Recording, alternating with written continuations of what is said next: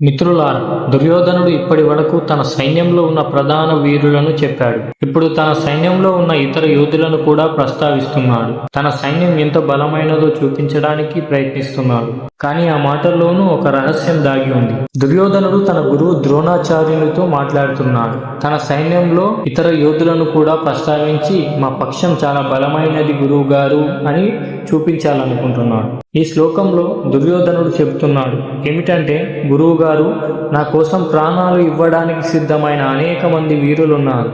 వారు యుద్ధ శాస్త్రంలో నిపుణులు, వివిధ ఆయుధాలు వినియోగించడంలో నైపుణ్యం కలవారు. ఇది అతని సైన్యంపై గర్వం చూపించే మాటలా అనిపించినా లోపలికి వెళ్తే ఇది భయాన్ని దాచే అహంకారం. అతనికి తెలుసు, పాండవుల పక్షంలో కృష్ణుడు ఉన్నాడు. అందుకే తన సైన్యాన్ని పెద్దదిగా చూపిస్తూ తన మనస్సుకు ధైర్యం ఇస్తున్నాడు. దుర్యోధనుడు చెబుతున్నది ఏమిటంటే, నా కోసం ప్రాణాలు ఇచ్చేవారు ఉన్నారు, కానీ చూడండి ఇక్కడ నా కోసం అన్న మాటే అతని అహంకారానికి నిదర్శనం. అతనికి యుద్ధం ధర్మం కోసం కాదు, స్వార్థం కోసం. ఇది మన జీవితంలో ఒక బలమైన పాఠం. మనతో ఉన్న వాళ్ళు మన ప్రయోజనం కోసం కాకుండా ధర్మం కోసం ఉండాలి. అప్పుడు మాత్రమే విజయం ఉంటుంది.